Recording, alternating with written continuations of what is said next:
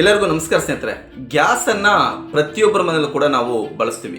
ಈ gas cylinder ಬಗ್ಗೆ 5 ವಿಚಾರಗಳನ್ನ ಪ್ರತಿಯೊಬ್ಬರು ತಿಳಿದುಕೊಳ್ಳಲೇಬೇಕು ಮತ್ತು ಆ ವಿಚಾರಗಳನ್ನ ಪಾಲಿಸಲೇಬೇಕು ಸ್ನೇಹಿತರೆ.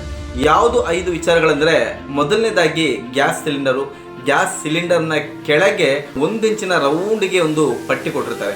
ಆ ರೌಂಡ್ಗೆ ಪಟ್ಟಿ ಕೊಟ್ಟಿರೋದ್ರಲ್ಲಿ ಅಲ್ಲಲ್ಲಿ ಚಿಕ್ಕ ಚಿಕ್ಕ ಹೋಲ್ಗಳಿರುತ್ತೆ. ಆ ಹೋಲ್ಗಳನ್ನ ಯಾಕೆ ಕೊಟ್ಟಿದ್ದಾರೆ ಅಂದ್ರೆ, ಗ್ಯಾಸು ತುಂಬಾ ಪ್ರೆಷರ್ ಇರುತ್ತೆ.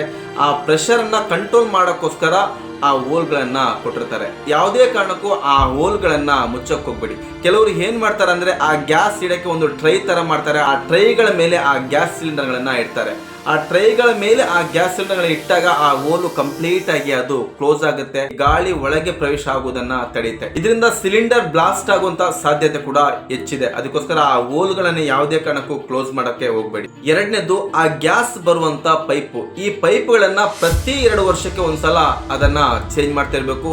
ಮತ್ತು ಆ ಪೈಪ್ಗಳನ್ನ ಖರೀದಿ ಮಾಡುವಾಗ ಒಳ್ಳೆ ಡೀಲರ್ಗಳ ಹತ್ರನೇ ಕ್ವಾಲಿಟಿ ಆದಂತ ಪೈಪ್ಗಳನ್ನ ಖರೀದಿ ಮಾಡಬೇಕು. ಲೋಕಲ್ ಅಲ್ಲೂ ಕೂಡ ಆ ಪೈಪ್ಗಳನ್ನ ಮಾರಾಟ ಮಾಡ್ತಾರೆ. ಲೋಕಲ್ ಅಲ್ಲಿ ಇರುವಂತಹ ಪೈಪ್ಗಳನ್ನ ತಕೊಂಡಾಗ ಅದಷ್ಟು ಗುಣಮಟ್ಟವಾಗಿರಲ್ಲ. ಕ್ವಾಲಿಟಿ ಇಲ್ಲದೆ ಇರುವಂತಹ ಪೈಪ್ಗಳು ಬಳಸೋದ್ರಿಂದ ಗ್ಯಾಸ್ ಲೀಕ್ ಆಗುವಂತಹ ಸಾಧ್ಯತೆಗಳು ಅತಿ ಹೆಚ್ಚಿದೆ ಸ್ನೇಹಿತರೆ. ಮೂರನೇದು, ಗ್ಯಾಸ್ ಸಿಲಿಂಡರ್ ಮತ್ತು ಫ್ರಿಡ್ಜ್ ಅನ್ನ ಪಕ್ಕದಲ್ಲೇ ಇಡಕ್ ಹೋಗ್ಬಾರ್ದು. ಯಾಕಂದ್ರೆ ಕಿಚನ್ ಅಲ್ಲಿ ಫ್ರಿಡ್ಜ್ ಇತ್ತಂದ್ರೆ ಟೆಂಪರೇಚರ್ ಬಂದು ವೇರಿಯೇಷನ್ ಆಗ್ತಿರುತ್ತೆ. ಗ್ಯಾಸು ಕೂಡ ತುಂಬಾ ಟೆಂಪರೇಚರ್ ಇರೋದ್ರಿಂದ ಎರಡೂ ಕೂಡ ಅಕ್ಕಪಕ್ಕದಲ್ಲಿ ಇದ್ದಾಗ ಟೆಂಪರೇಚರ್ ವೇರಿಯೇಷನ್ ಆಗಿ ಬ್ಲಾಸ್ಟ್ ಆಗುವಂತ ಸಾಧ್ಯತೆಗಳು ಕೂಡ ಇದೆ ಸ್ನೇಹಿತರೆ. ಅದರಿಂದ ಫ್ರಿಡ್ಜ್ ಅನ್ನ ಗ್ಯಾಸ್ ಸಿಲಿಂಡರ್ ಇಂದ 8 ರಿಂದ 10 ಅಡಿ ದೂರ ಆದ್ರೂ ಇಟ್ರೆ ತುಂಬಾ ಉತ್ತಮ ಸ್ನೇಹಿತರೆ. ನಾಲ್ಕನೇದು, ಗ್ಯಾಸ್ ಸಿಲಿಂಡರ್ ಮೇಲೆ ಒಂದು ಕೋಡ್ಗಳನ್ನ ಬರೆದಿರ್ತಾರೆ. ಉದಾಹರಣೆಗೆ D26 ಅಂತ ಒಂದು ಕೋಡ್ ಇತ್ತು ಅಂದ್ರೆ, ಆ ಡಿ ಅನ್ನೋದು ಬಂದು ಡಿಸೆಂಬರ್ ಅಂತ, 26 ಅನ್ನೋದು ಬಂದು 2026 ವರೆಗೂ ಅದರ ವ್ಯಾಲಿಡಿಟಿ ಇದೆ ಅಂತ ಅರ್ಥ ಸ್ನೇಹಿತರೆ. ವ್ಯಾಲಿಡಿಟಿ ಮುಗಿದಿರುವಂತ ಸಿಲಿಂಡರ್ ಗಳನ್ನ ಯಾವುದೇ ಕಾರಣಕ್ಕೂ ಪಡೆಯೋಕೋಗ್ಬೇಡಿ.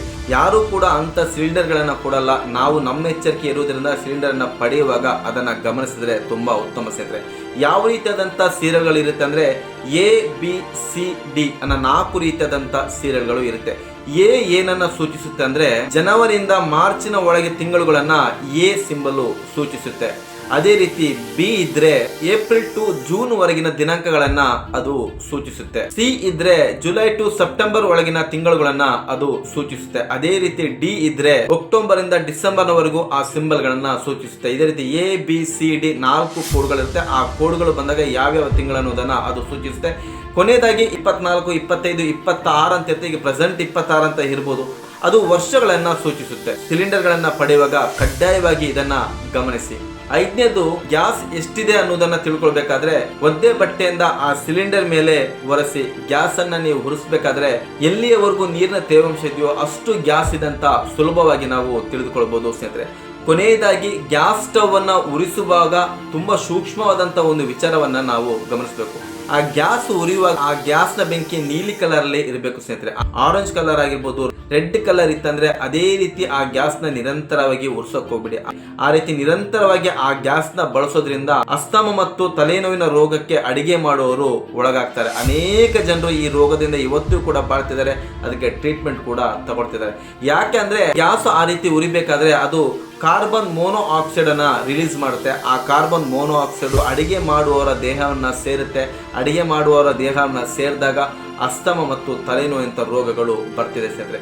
ಏನು ಮಾಡ್ಬೇಕಂದ್ರೆ, ಗ್ಯಾಸ್ ಆ ರೀತಿ ಉರಿಬೇಕಾದ್ರೆ ಮೊದಲು ಆ ಬರ್ನರ್ ಗಳನ್ನ ತೆಗೆದು ಬೇಕಿಂಗ್ ಸೋಡಾ ಮತ್ತು ಬ್ರಷ್ ಗಳನ್ನ ಬಳಸಿ ಆ ಬರ್ನರ್ ಗಳನ್ನ ಕ್ಲೀನ್ ಆಗಿ ವಾಶ್ ಮಾಡಿದ ನಂತರ ಕೂಡ ಅದೇ ರೀತಿ ಉರಿತಿದೆ ಅಂದ್ರೆ ಆ ಬರ್ನರ್ ಗಳನ್ನ ಚೇಂಜ್ ಮಾಡಿ ಸ್ನೇಹಿತರೆ.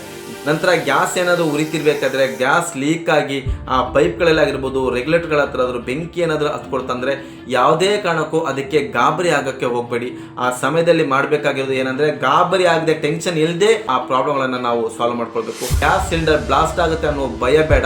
ಅಷ್ಟು ಬೇಗ ಗ್ಯಾಸ್ ಸಿಲಿಂಡರ್ ಬ್ಲಾಸ್ಟ್ ಆಗಲ್ಲ. ಬೆಂಕಿ ಹತ್ತಿದ ಕೂಡಲೇ ಆ ಗ್ಯಾಸ್ ಸಿಲಿಂಡರ್ ನ ಹೊರಗೆ ಎಳೆದು ಮನೆಯಲ್ಲಿ ಇರುವಂತ ದೊಡ್ಡದಾದಂತ ಒಂದು ಕಾಟನ್ ಬಟ್ಟೆನ ತಗೊಂಡು ಬಟ್ಟೆನ ನೀರಿನೊಳಗೆ ಮುಳುಗಿಸಿ ಆ ಬಟ್ಟೆನ ತಂದು ಗ್ಯಾಸ್ ಸಿಲಿಂಡರ್ ಮೇಲೆ ಮುಚ್ಚಿದಾಗ ಆ ಬೆಂಕಿ ಹಾರೋಗುತ್ತೆ ಸ್ನೇಹಿತರೆ. ನಂತರ ಗ್ಯಾಸ್ ಅನ್ನ ಆಫ್ ಮಾಡಿ ಪೈಪ್ ನ ಮಿಸ್ಟೇಕ್ ಇದೆಯಾ, ರೆಗ್ಯುಲೇಟರ್ ನ ಮಿಸ್ಟೇಕ್ ಇದೆಯಾ ಅಂತ ನೋಡಿ ಅದನ್ನ ಸರಿಪಡಿಸಿಕೊಳ್ಳಿ ಸ್ನೇಹಿತರೆ. ಗ್ಯಾಸ್ ಸಿಲಿಂಡರ್ ಗಳನ್ನ ಬಳಸುವವರು ಇಷ್ಟು ವಿಚಾರಗಳನ್ನ ತಿಳಿದುಕೊಂಡಾಗ ಅನೇಕ ದೊಡ್ಡ ಅಪಘಾತಗಳನ್ನ ತಡೆಯಬಹುದು ಸ್ನೇಹಿತರೆ. ವಿಡಿಯೋವನ್ನ ಪೂರ್ತಿ ನೋಡುವಂತ ಸಮಸ್ತ ಕನ್ನಡಿಗರಿಗೆ ಧನ್ಯವಾದಗಳನ್ನ ಸಲ್ಲಿಸುತ್ತಾ, ಇಂಥ ಅನೇಕ ಉತ್ತಮವಾದಂತಹ ವಿಚಾರಗಳನ್ನ ಈ ಚಾನಲ್ ಮೂಲಕ ತಿಳಿಸ ಬರ್ತೀನಿ. ದಯವಿಟ್ಟು ಚಾನಲ್ನ ಸಬ್ಸ್ಕ್ರೈಬ್ ಮಾಡಿ. ವಿಡಿಯೋ ಇಷ್ಟ ಆಯ್ತು ಅಂದ್ರೆ ಲೈಕ್ ಮಾಡಿ, ಶೇರ್ ಮಾಡಿ. ಮತ್ತೆ ಮುಂದಿನ ಸಂಚಿಕೆಯಲ್ಲಿ ಇನ್ನೊಂದು ಉತ್ತಮವಾದಂತಹ ವಿಚಾರದೊಂದಿಗೆ ನಿಮ್ಮ ಮುಂದೆ ಬರ್ತೀನಿ. ಅಲ್ಲಿವರೆಗೂ ನಮಸ್ಕಾರ ಸ್ನೇಹಿತರೆ.